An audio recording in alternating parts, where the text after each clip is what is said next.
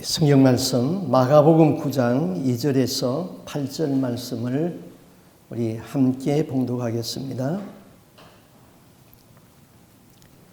엿새 후에 예수께서 베드로와 야고보와 요한을 데리시고 따로 높은 산에 올라가셨더니 그들 앞에서 변형되사 그 옷이 광채가 나며 세상에서 빨래하는 자가 그렇게 희게할 수 없을 만큼 매우 희어졌더라. 이에 엘리야가 모세와 함께 그들에게 나타나 예수와 더불어 말하거늘 베드로가 예수께 고하되 라삐여 우리가 여기가 있는 것이 좋사오니 우리가 초막셋을 짓되 하나는 주를 위하여 하나는 모세를 위하여 하나는 엘리야를 위하여 하사이다 하니 이는 그들이 몹시 무서워하므로 그가 무슨 말을 할지 알지 못함이더라. 마치 구름이 와서 그들을 덮으며 구름 속에서 소리가 나되 이는 내 사랑하는 아들이니 너희는 그의 말을 들으라 하는지라. 문득 둘러보니 아무도 보이지 아니하고 오직 예수와 자기들 뿐이었더라. 아멘. 자, 오늘 성경 말씀에 보면은 예수님의 12제자 중에 세 제자 베드로와 야고보와 요한을 따로 데리고 높은 산으로 올라가셨습니다. 어느 산인지는 모릅니다만은 구세의 사람들은 그 산을 변화의 산이다, 또 거룩한 산이다 그렇게 불렀습니다. 산 위에서는 예수님의 세 제자가 예수님과 더불어서 아주 신비한 그 하늘의 형상을 체험하게 되는 것입니다. 예수님의 입은 옷이 광채가 났고 또 공중에서 모세와 엘리야가 나타나서 예수님과 더불어서 이야기를 하고 있는 그런 모습을 보았습니다. 그래서 베드로가 너무 황홀해가지고 주여 여기가 좋사오니 여기에다가 초막셋을 짓되 하나는 주를 위하여 하나는 엘리야를 위하여 하나는 모세를 위하여서 지읍시다. 그와 같은 산 위의 신비한 세계를 체험했습니다. 그러나 그 산 밑에서는 예수님의 다른 9 제자가 서로 잡담을 하고 있다가 한 아비가 귀신 들린 자기 아들을 데리고 왔는데 그 귀신을 능히 쫓아낼 수가 없었습니다. 귀신은 아이를 땅에 엎드러지게 하고 허우적거리게 하고 거품을 내게 하고 진흙땅에 뒹굴고 있습니다. 이것을 보는 그의 아비는 그냥 안타까워서 절규하고 있습니다. 예수님의 제자들은 귀신을 쫓아내려고 하였으나 그들에게 귀신을 쫓아낼 수 있는 능력이 없었습니다. 그래서 좌절하고 있습니다. 이와 같이 산 위의 세계와 산 밑의 세계가 너무나도 대조적입니다. 산 위의 세계에서는 신령한 천국의 세계입니다. 산 밑의 세계에는 귀신에게 점령당한 어둠과 혼돈의 세계였던 것입니다. 자, 예수님이 변화되어서 그 얼굴이 해같이 빛났고 옷이 빛과 같이 빛났습니다. 그것은 예수 그리스도의 본래의 영광, 곧 하나님의 신성의 영광이었습니다. 예수님은 하나님의 영광의 본체이십니다. 그 하나님이 죄인을 구원하기 위하여서 사람의 몸을 입고 이 세상에 오셨습니다. 예수님은 하나님의 본체이지만은 인간의 몸을 입었기 때문에 자신의 영광이나 능력을 육체 안에 제한시키면서 사셨습니다. 예수님은 육신의 장막 안에 신성의 영광을 감추고 계셨던 것입니다. 그런데 예수님은 변화산에서 신성의 영광을 제자들에게 보여주었던 것입니다. 자, 산 위에서 세 제자는 육신의 몸을 가지고서 영적인 세계를 본 것이지요. 하늘의 영광을 본 것입니다. 기독교는 신비의 세계라고 합니다. 오늘날도 우리의 영안이 열려서 천국을 보고 지옥을 볼 수도 있습니다. 그런데 이런 이야기를 하면은 도무지 이해하지 않으려고 하고 비난만 하는 사람들도 있지요. 뭐 천국에서 누구 만났다, 지옥에 누가 있더라 하면은 사람이 죽은 후에 일을 어떻게 아느냐 하면서 그냥 무시해 뿌립니다. 그러나 예수님이 보여주면은 볼 수 있는 것이죠. 자, 여기 성경 말씀을 보세요.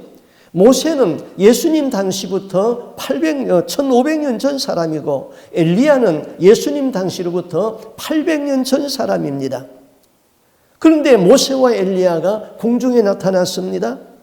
베드로와 야고보와 요한은 모세와 엘리야의 육신을 본 것이 아니라 천국에서 변화체로 있는 그 영체의 모습을 본 것입니다.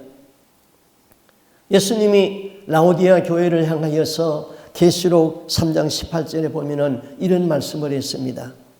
내가 너를 권하노니 너에게서 불로 연단한 금을 사서 부유하게 하고 흰 옷을 사서 입어 벌거벗은 수치를 보이지 않게 하라. 그리고 눈에 안약을 사서 발라 보게 하라. 그렇게 말씀했습니다.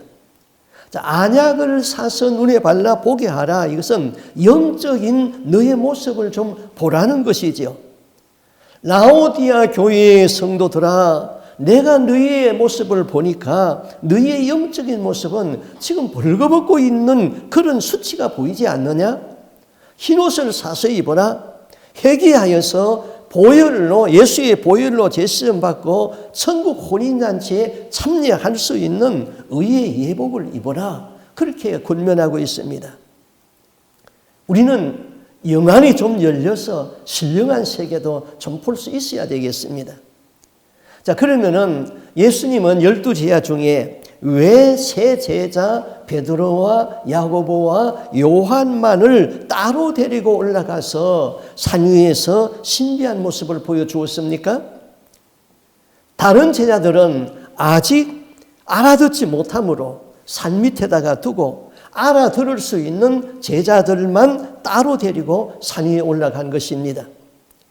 이해하지 못하는 수준에서 천국이나 지옥을 보게 되면 오해가 생기게 되는 것이죠.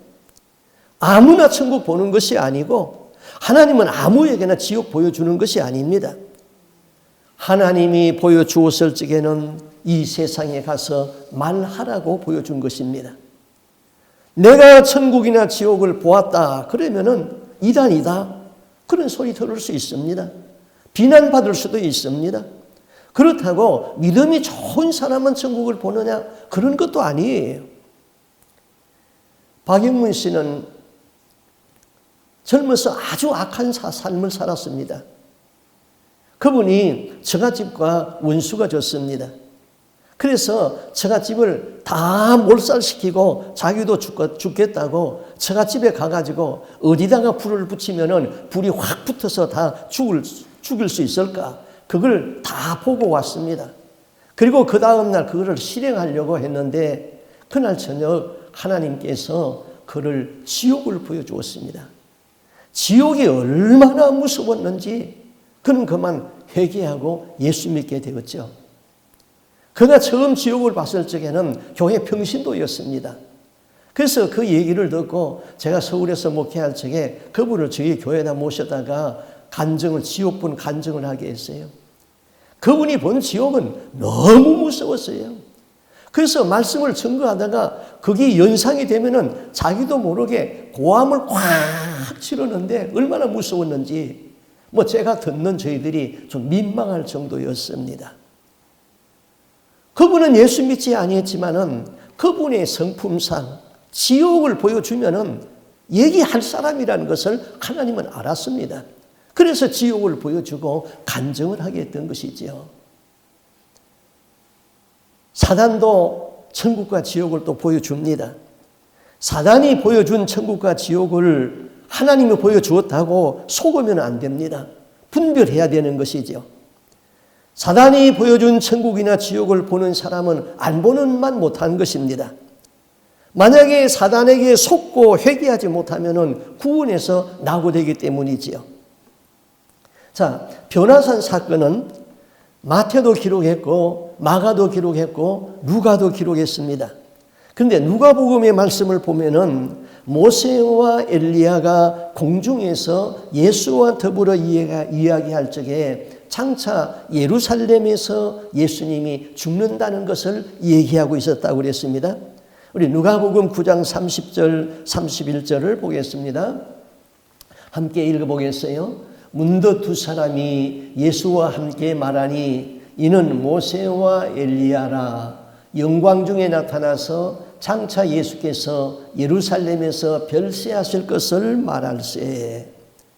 자, 모세는 율법의 대표입니다.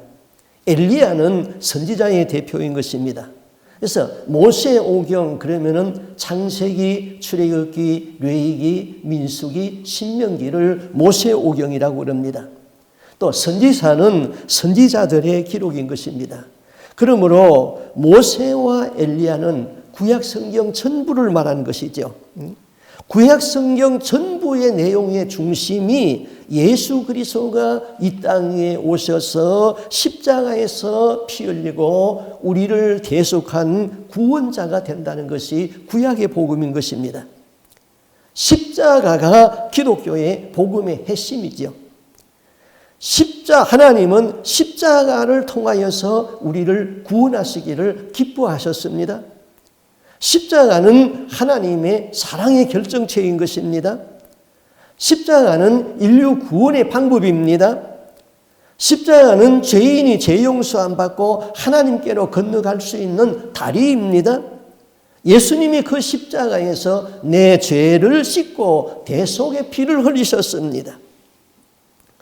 예수님은 믿는 자들에게 예수님에게 합당하지 아니하는 삶을 사는 세 종류의 부류를 십자가와 관련해서 이렇게 말했습니다. 마태복음 10장 38절에 자기 십자가를 지고 나를 쫓지 아니하는 자는 내게 합당하지 아니하니라. 자, 우리 모두는 자기 십자가가 있습니다. 자기 십자가 없는 사람 없죠. 그런데 사람들은 자기에게 주어진 이 십자가를 지려니까 너무 힘들어서 이 십자가를 벗어 던지려고 합니다. 그래서 예수님에게 내 몫의 십자가까지 지고 가라는 것입니다. 예수님이 우리를 위하여서 십자가를 지었으니 우리는 내 몫의 자기 십자가를 져야 하는 것이죠. 십자가 없는 기독교는 생각할 수가 없습니다. 십자가 없는 신앙생활도 생각할 수가 없는 것이죠. 그래서 첫째는 자기 십자가를 지지 아니하는 사람은 예수님에게 합당하지 않다. 두 번째는 누가복음 9장 23절에 보면은 또 우리에게 이르시되 아무든지 나를 따라오려거든 자기를 부인하고 날마다 제 십자가를 지고 나를 쫓을 것이니라. 자기를 부인하는 삶을 살으라는 것입니다.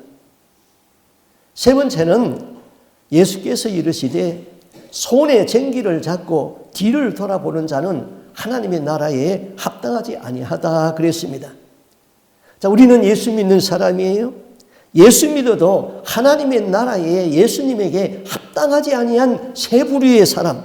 첫째는 자기 십자가를 벗어 던지는 사람. 두 번째는 자기를 부인하지 아니하는 사람입니다. 뭐 자기 잘났다고 너무 설치지 마세요. 자기를 부인하세요. 나는 주님의 은혜에 떠나면은 사탄의 마귀 운동장밖에 될 수 없는 사람이죠. 자기 부인하고 살아야 되죠. 세 번째는 쟁기를 잡고 뒤를 돌아보는 사람이에요. 우리는 천국을 향하여서 가는 사람들이죠. 그런데 뒤를 자꾸 힐끔힐끔 돌아보는 사람, 세상을 힐끔힐끔 돌아보는 사람은 나에게 합당하지 않다 이 말인 것입니다. 우리 이 세 가지를 명심해야지 하나님의 나라에 합당하고 예수님에게 합당한 삶을 살 수 있는 것입니다. 자, 지금 베드로는 변화산에서 이 황홀한 극치를 보고 예수님에게 이렇게 말했습니다. 주여, 우리가 여기에 있는 것이 좋사오니 주께서 만일 원하시면은 내가 여기서 초막 셋을 짓되 하나는 모세를 위하여, 하나는 엘리야를 위하여, 하나는 주님을 위하여서 지으리이다. 자, 베드로는 지금 결혼한 사람이잖아요. 저 자식이 있는 사람이에요. 그런데 거기서 살면 어떻게 됩니까? 천국이 그와 같은 것입니다. 신앙의 사람들 중에 그 영이 빠져나가서 천국을 본 사람들이 많습니다. 또 뭐 입신해가지고 천국과 지옥을 보는 사람들도 있어요. 성경에는 사도 바울이 삼층천 하늘을 체험했다고 그랬죠. 또 사도 요한은 천국의 예수님을 직접 보고 예수님의 음성을 들었습니다. 그가 듣고 본 것을 기록한 것이 요한계시록이잖아요. 또 서대만이 순교하면서 영안이 열려서 천국에 서 있는 예수님을 보았어요. 또 존 번연이 천국의 모습을 보고 그가 책으로 기록으로 남겼어요.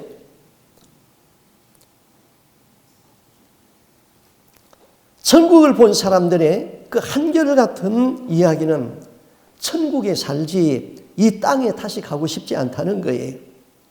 천국에 들어간 영은 천국이 너무 좋고 황홀해가지고 예수님이 너 세상으로 돌아가라 그러면은 세상에 가기 싫어가지고 예수님에게 나에게 살게 해달라고 그냥 하소연하고 부르짖는다는 것이죠. 자, 우리가 천국에 가면은 천국이 너무 좋아가지고 세상에 살던 고생, 슬픔 다 잊어버립니다. 만약에 천국에 갔어도 예수 믿지 아니하고 죽어서 지옥에 간 엄마 생각하고 있다면은 그 천국이 되겠습니까? 천국은 사망이었고 눈물이었고 아픈 것이 없고 곡하는 것이 없습니다. 너무나도 황홀하고 너무나도 거룩한 곳이죠. 성경 한 절 한번 읽어보겠습니다. 계시록 21장 3절 4절이죠. 천국에 대한 기록입니다. 제가 읽어드리겠습니다. 내가 들으니 보좌에서 큰 음성이 나서 가로되 보라 하나님의 장막이 사람들과 함께 있음에 하나님이 저희와 함께 거하시리니 저희는 하나님의 백성이 되고 하나님은 친히 저희와 함께 계셔서 모든 눈물을 그 눈에서 씻기심에 다시 사망이 없고 애통하는 것이나 곡하는 것이나 아픈 것이 다시 있지 아니하리니 처음 것들이 다 지나갔음이니라. 자, 천국이 이렇게 좋아요. 천국은 찬송과 영광과 감사와 거룩만이 있는 곳이에요. 이 천국에 여러분들이 꼭 들어가시기 바랍니다. 아멘 하지 아니한 분들은 지옥에는 절대로 가면 안 됩니다. 그래도 아멘이 없는 분은 지옥보다는 이 세상이 훨씬 살기가 좋으니까 이 세상에서 천년만년 사시기 바랍니다. 자, 천국에 어떻게 들어갑니까? 성경대로 예수 믿으세요. 성경의 가르침은 서로 사랑하라는 거예요. 하나님 목숨 다하여 사랑하고 이웃 내 몸처럼 사랑하라는 거예요. 그리고 날마다 회개하면서 사세요. 회개하려니까 어떻게 돼요? 기도가 따라야 되잖아요.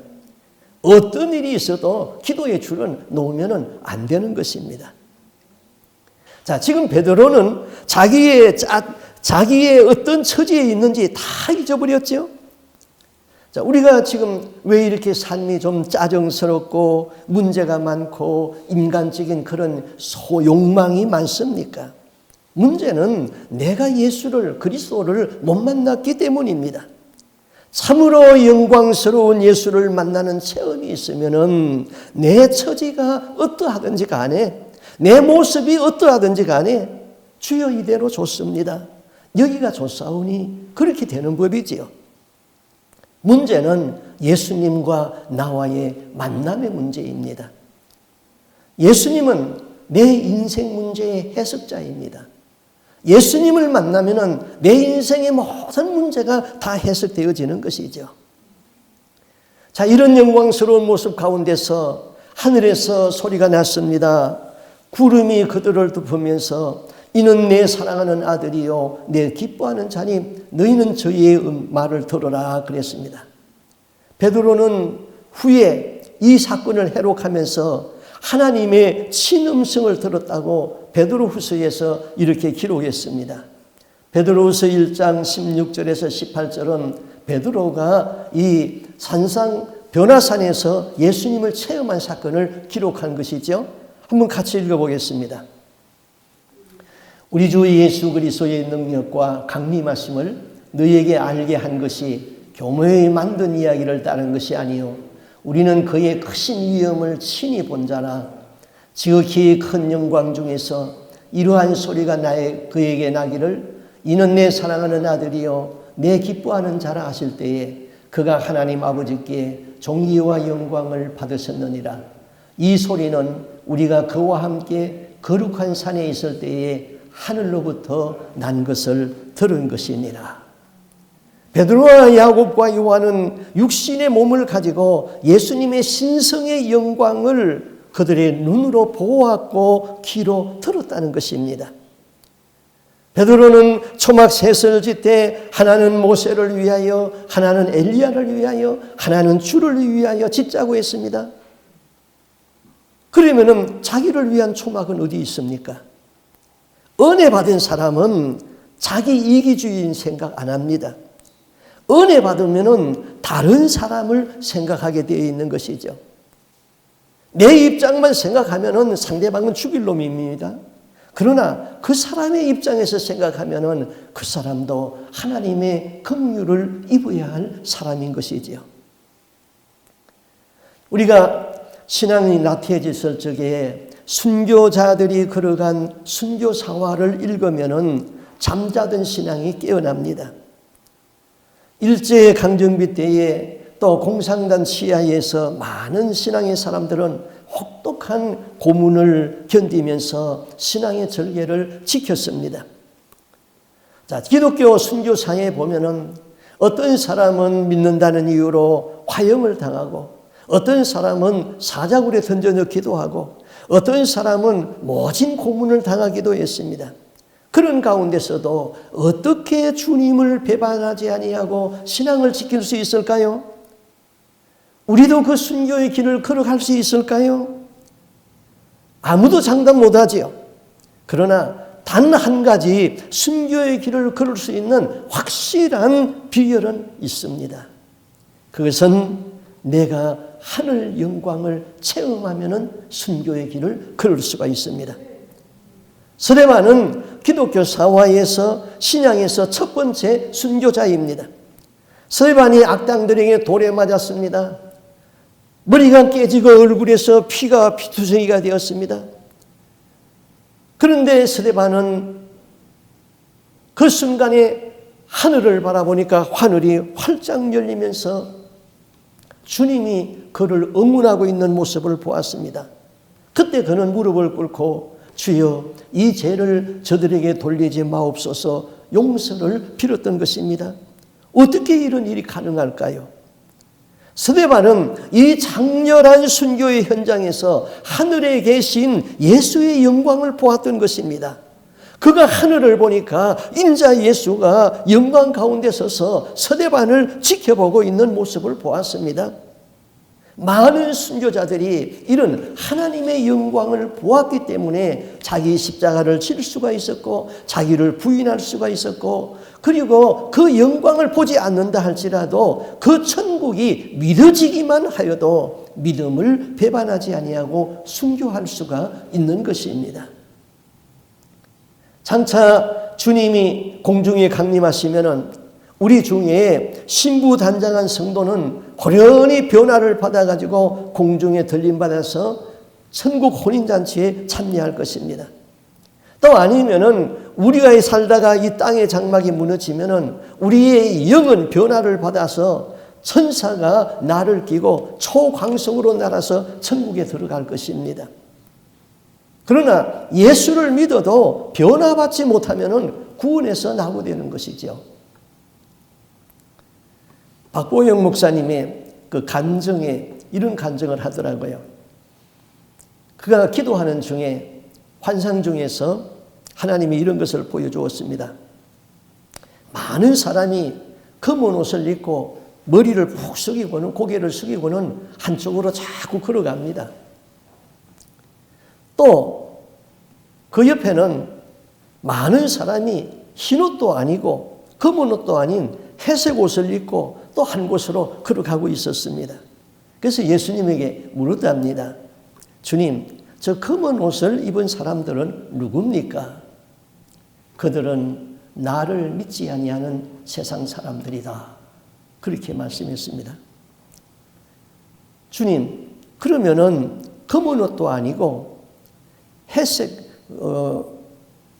흰색 옷도 아니고 회색 옷을 입고 가는 저 사람들은 누굽니까? 그때 주님이 이렇게 말씀했대요. 나를 믿지만은 행함이 없는 죽은 믿음을 가진 자들이다. 자, 우리는 검은 옷도 아니고 흰색 옷도 아니고 그런 회색 옷을 입은 사람은 구원받을 수가 없는 것이죠. 우리는 깨끗한 신부단장한 예복을 입어야 되는 것입니다. 천국 혼인잔치에 참여할 수 있는 예복은 회개한 자에게 주는 예복인 것입니다. 그 예복은 예수의 피에 바른 예복인 것이죠. 우리 계시록 말씀을 보겠습니다. 계시록 19장 7절 8절입니다. 같이 한번 읽겠습니다. 우리가 즐거워하고 크게 기뻐하며 그에게 영광을 돌리세. 어린 양의 혼인 계약이 이르렀고 그의 아내가 자신을 준비함으로 그에게 빛나고 깨끗한 세마포 옷을 입도록 허락하였으니 이 세마포 옷은 성도들의 옳은 행실이라 하더라. 자, 우리가 입어야 할 옷이 신부단장할 옷이 세 종류예요. 우리는 구약의 대제사장의 예복에서 이것을 이미 다 공부했는데 다시 한번 복습을 해보겠습니다. 첫째 우리가 입어야 할 것은 구원의 속옷을 입어야 됩니다. 구원의 속옷은 예수 그리스도의 피에 바른 거룩한 옷이에요. 이것은 날마다 회개하는 사람, 예수 그리스도를 믿고 중생한 사람, 구원의 속옷을 반드시 입어야 되는 것이죠. 그 다음은 이번에 읽은 이 말씀대로 그 위에다가 옳은 행실의 세마포 옷을 입어야 됩니다. 날마다 옳은 행실을 하는 것이 우리가 겉옷을 입는 것이에요. 세마포 옷을 입는 것이에요. 여기까지만 되어도 좋은데 주님은 그 위에서 하나를 더 요구합니다. 제사장의 머리에 여호와께 성결이라는 모자를 썼습니다. 그것이 바로 신부단장한 화관모인 것입니다. 그것은 내가 날마다 구별된 삶을 사는 거예요. 거룩한 성품의 삶을 사는 거예요. 예수님과 더불어서 마음이 같고 생각이 같고 뜻이 같고 하나가 되어야 되는 것이죠. 그러니까 예수님을 목숨 다해서 사랑하는 것이죠. 그것이 바로 화관모를 쓴 것이죠. 그래서 우리가 그리스도의 신부의 반열에 있다 하면은 이 세 가지, 구원의 속옷을 입고 그 위에 옳은 행실의 세마포 옷을 입고 그 위에 머리에 화관모를 쓴 사람, 이것이 바로 신부단장한 사람들인 것입니다. 우리가 변화한다는 것은 기독교 신앙의 중요한 교리의 하나인 것입니다. 예수 믿고 중생하는 것, 거듭나는 것이 변화의 첫걸음인 것입니다. 그리고 현재적인 구원은 날마다 거룩한 생활을 해가는 것이고 미래적인 구원은 우리가 다 변화해가지고 육의 몸을 벗고 신령한 몸으로 천국에 들어가는 것입니다. 자, 우리가 죽으면은 죽는 그 순간 거룩한 옷으로 갈아입게 되는 것이죠. 거룩한 옷을 입은 사람은 두 천사가 나를 끼고 초광석으로 날아서 하나님의 나라에 들어갑니다. 그러나 교회는 나오지만은 회개가 다 이루어지지 아니한 사람은 구원받을 수가 없습니다. 지옥으로 떨어지는 영혼들을 보고 주님은 우십니다. 왜 주님이 우실까요? 저 사람은 나를 알고 믿은 사람이다. 저는 나의 형상이 있는 사람이다. 죄를 지을 수는 있지만은 죄를 짓고 회개가 안 된 사람이다. 저 영혼이 지옥에 떨어져서 영원히 마귀에게 고문받으며 유황불에 있는 것을 내가 참아볼 수 없다. 주님이 그래서 우시는 것이죠. 여러분, 회개는 말씀과 기도로부터 시작됩니다. 기독교는 변화를 약속했고 변화를 체험하는 종교인 것이죠. 러시아의 무능 톨스토이는 당시 러시아 기독교의 무력함에 대하여서 이러한 글을 남겼습니다. 기독교인들은 세상의 변화를 위하여서 기도하는 사람들이다. 그리고 세상의 변화, 인류의 변화를 위하여 기도하는 사람들은 많다. 그러나 자신의 변화를 위하여 기도하는 사람들은 많지 않다 그랬습니다. 하나님, 내 남편이 변하게 해주세요. 하나님, 내 시어머니가 좀 변하게 해주세요. 이제 그런 기도는 그만하세요. 주여, 내가 변화되게 하여 주옵소서. 나를 고쳐주시옵소서. 그 기도가 바른 기도인 것입니다. 시어머니가 변화되면 시어머니는 변화되어서 천국 갈 것입니다. 내 남편이 변화되게 해 주옵소서. 남편이 변화되면 남편은 천국 갈 것입니다. 그러나 변화되지 아니한 나는 어떻게 할 것입니까?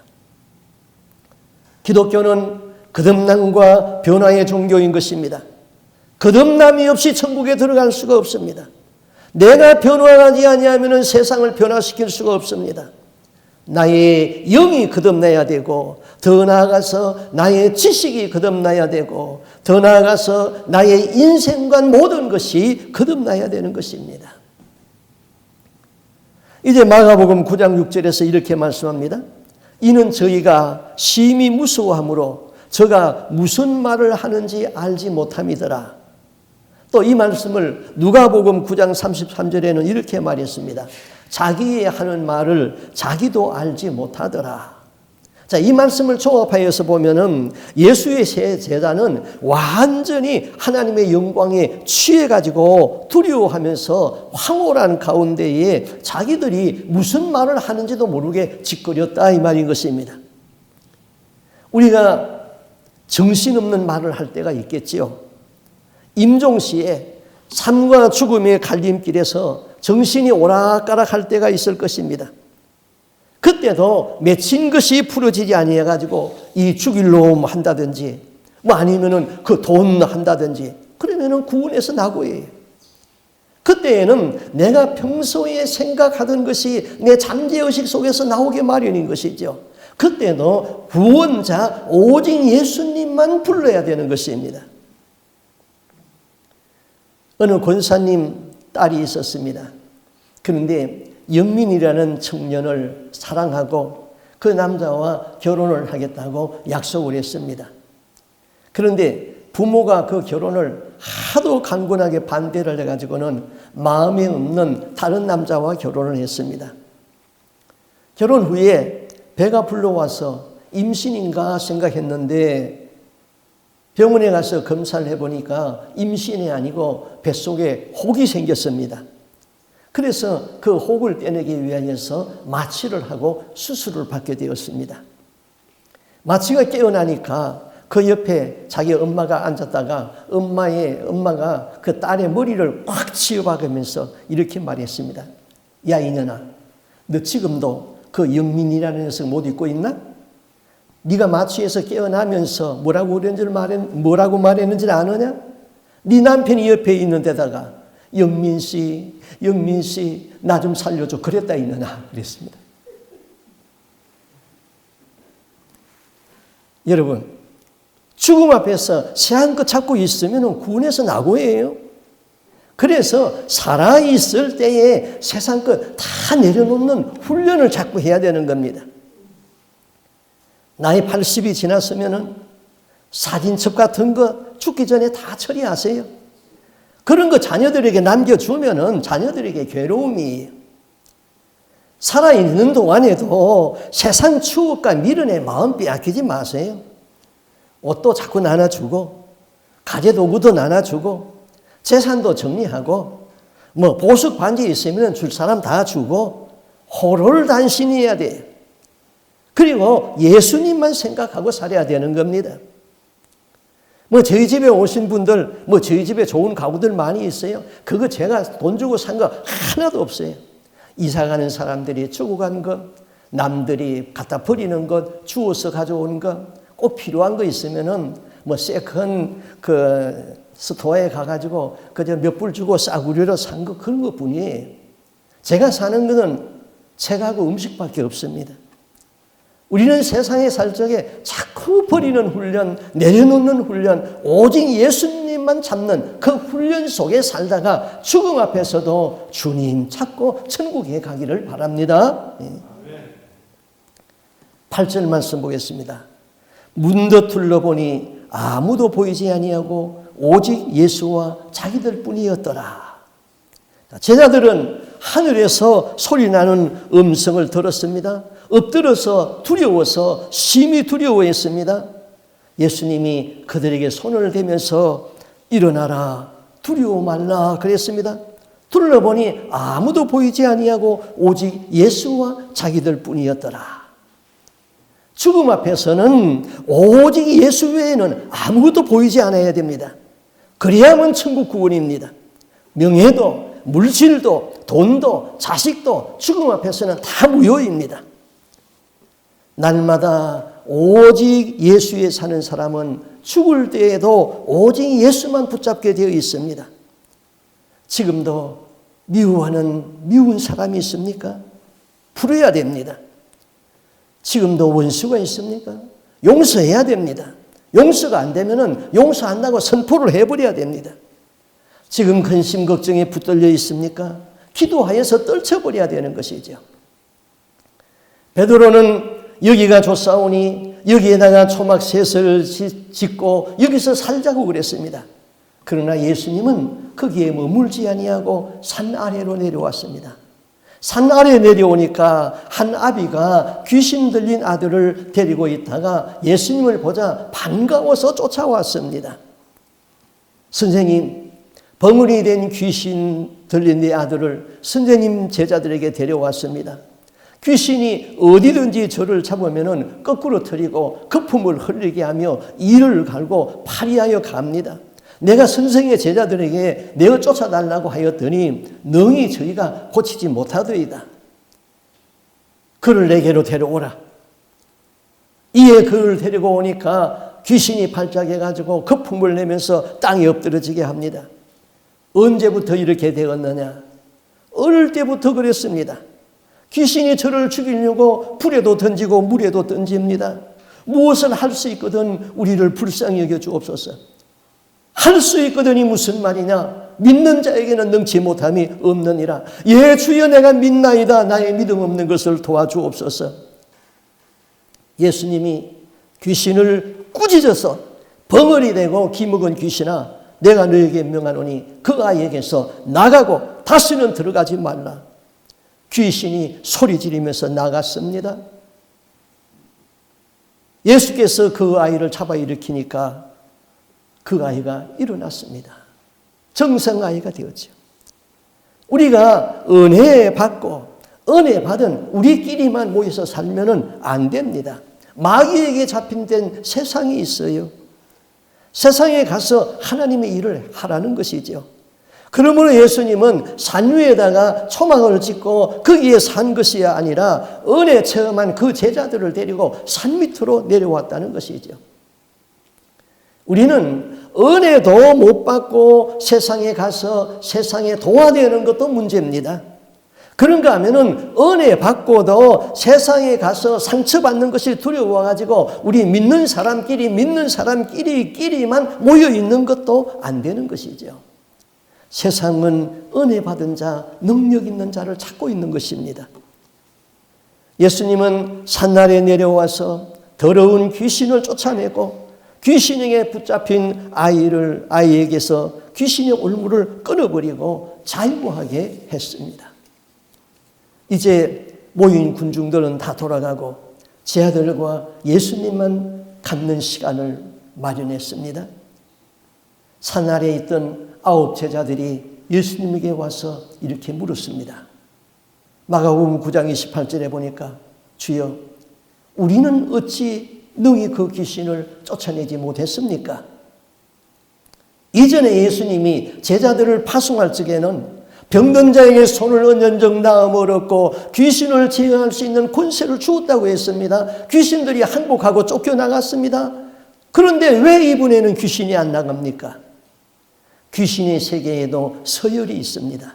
계급이 있습니다.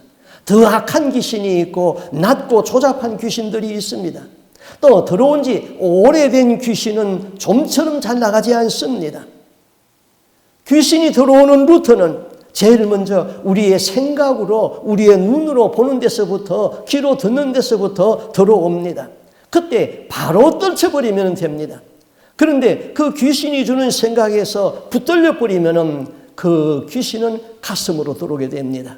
그때부터는 자기가 자기 자신을 컨트롤할 수 있는 힘과 능력이 부족해지는 것이죠. 그리고는 행동으로 옮깁니다. 그렇게 귀신이 들어가면은 그 귀신은 배에 내려가서 배에다가 집을 짓게 되는 것이죠. 제자들이 고치지 못한 이 아이는 어려서부터 귀신에게 잡혔기 때문에 귀신이 들어와 가지고 배에다가 집을 짓고 거기에 거한 지 오래되었습니다. 그렇지만은 그런 귀신도 예수의 이름으로 쫓겨나갔다고 그랬습니다. 예수님, 우리는 왜 귀신을 쫓아내지 못했습니까? 전에는 귀신이 쫓겨나갔는데 이번에는 왜 귀신이 나가지 않습니까? 예수님이 제자들에게 이렇게 말합니다. 마가복음 9장 29절, 기도 외에 다른 것으로 이런 유가 나갈 수 없느니라. 그런데 전통적 헬라 원문에는 이렇게 기록되어 있습니다. 그러나 이런 유는, 이런 능력은 기도와 금식이 아니고서는 나가지 아니하느니라. 그렇게 기록되어 있습니다. 기도와 금식을 강조했습니다. 성경을 번역하는데도 사단이 방해해가지고는 아주 중요한 말들 하나씩을 빠뜨리게 했던 것입니다. 금식이라는 말을 뺐습니다. 기도와 금식이 능력의 원천입니다. 지식이 믿음이라고 생각하지 마세요. 예수님에 대한 지식이나 성경에 대한 지식이 믿음은 아닙니다. 진리에 대한 지적인 수준이나 동의가 믿음이 아닙니다. 예수 믿은 지 오래된 사람들이 이런 타성에 접기 쉽죠. 성경을 알고 신학 지식이 있다고 해서 이것이 믿음인 줄 알고 착각하고 있습니다. 신앙 경력과 믿음을 혼돈해서도 안 됩니다. 오랫동안 예수 믿어도 능력이 없는 약한 믿음을 가지고 있을 때가 있습니다. 신앙 경력과 믿음을 혼돈해서도 안 되죠. 기도와 금식으로 능력이 더딥혀지는 것입니다. 우리는 기도의 필요성을 알고 있어요. 그런데 왜 기도하지 못해요? 첫째는 세상 구조가 갈수록 기도 못하게끔 되어 있어요. 세상 구조가 그렇게 바쁘게 돌아가고 있어요. 두 번째는 세상에 대한 포만감 때문에 기도하지 않습니다. 세상이 좋아요. 직장이 안정되어 있습니다. 가족들이 건강합니다. 여가를 즐깁니다. 부족한 것이 없습니다. 세상에 대한 포만감으로 기도의 필요성을 느끼지 못하는 것이죠. 세 번째는 기도가 힘들어서 못합니다. 기도는 중노동이기 때문입니다. 그렇지만은 우리는 기도의 줄을 잡아야 되는 것이죠. 어느 눈먼 아이가 연을 날리고 있었습니다. 그런데 그 연이 너무나도 잘 날고 있었어요. 주위에서 지켜보던 어른들이 그 아이에게 물었습니다. 너는 눈이 멀어서 연을 보지도 못하는데 어떻게 그렇게 연을 잘 날리느냐? 그 아이는 이렇게 대답했습니다. 연줄을 잡아 당겨 보면은 연이 얼마나 잘 나는지 안 나는지 알 수 있어요. 그렇습니다. 비록 하나님은 우리의 눈으로 육안으로 볼 수 없습니다. 그러나 나와의 하나님과의 관계가 어떠한지 그 기도의 줄을 잡아보면 알 수 있습니다. 지금 끊어진 연줄을 잡고 착각 속에 살고 있지 않습니까? 지금 기도의 줄이 팽팽하게 잡혀져 있습니까? 우리가 중생하여서 변화하였다면 이제 기도의 줄을 힘껏 잡고 기도와 능력으로 살 수 있으시기를 바랍니다. 아멘. 기도하겠습니다.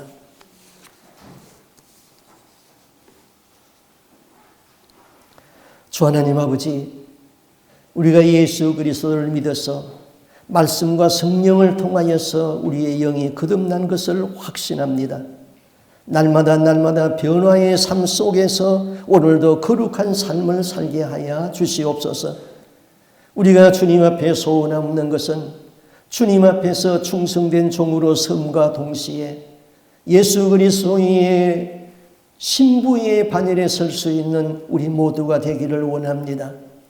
날마다 예수의 피에 씻음받은 구원의 속옷을 입혀 주옵소서. 그리고 우리가 날마다 옳은 행실에 세마포 옷을 입게 하여 주옵소서. 그리고 머리에 화관모를 쓴 여호와께 거룩이라는 화관모를 쓰고 주님이 거룩하니 우리도 거룩한 삶을 살고 주님을 목숨 다하여서 사랑하여서 주님과 연합하여서 주님이 내 안에 계시고 내가 주님 안에 있는 그리스도의 신부의 반열에 다 설 수 있기를 원합니다. 하나님 아버지, 우리가 이 땅 위에 있는 동안에 세상의 것을 찾고 있다가 구원에서 낙오되는 일이 없도록 오직 예수님만 붙잡을 수 있기를 원합니다. 우리가 땅에 있는 동안에 세상의 것을 다 버리는 훈련, 내려놓는 훈련을 하게 하여 주옵소서. 우리의 연륜이 깊어질수록 하나님 나라에 가는 날이 가까워졌으니 가지고 있는 것도 다 베풀어서 다른 사람에게 주게 하여 주옵시고 내게 있는 것은 오직 예수님만 붙들고 예수 한 분으로 만족하는 우리의 삶이 될 수 있게 하여 주옵소서. 그러자니 우리 하나님 아버지 기도의 줄을 잡아야 하겠습니다. 말씀을 가까이 해야 되겠습니다. 말씀이 없고 기도가 없으면 우리는 마귀에게 속을 수밖에 없고 세상의 것을 잡을 수밖에 없사오니 우리가 말씀으로 충만하게 해 주옵시고 기도의 줄이 놓치지 아니하도록 도와주시고 우리 하나님과의 기도로서 끈끈한 관계가 이어질 수 있는 우리의 삶이 되게 하여 주옵소서. 그리고 땅의 장막이 무너질 적에 다 호련히 변화받아서 천국에 입성할 수 있는 거룩한 하나님의 사람들이 될 수 있기를 간절히 소원하옵고 존귀하신 예수님 이름으로 기도하옵나이다. 아멘.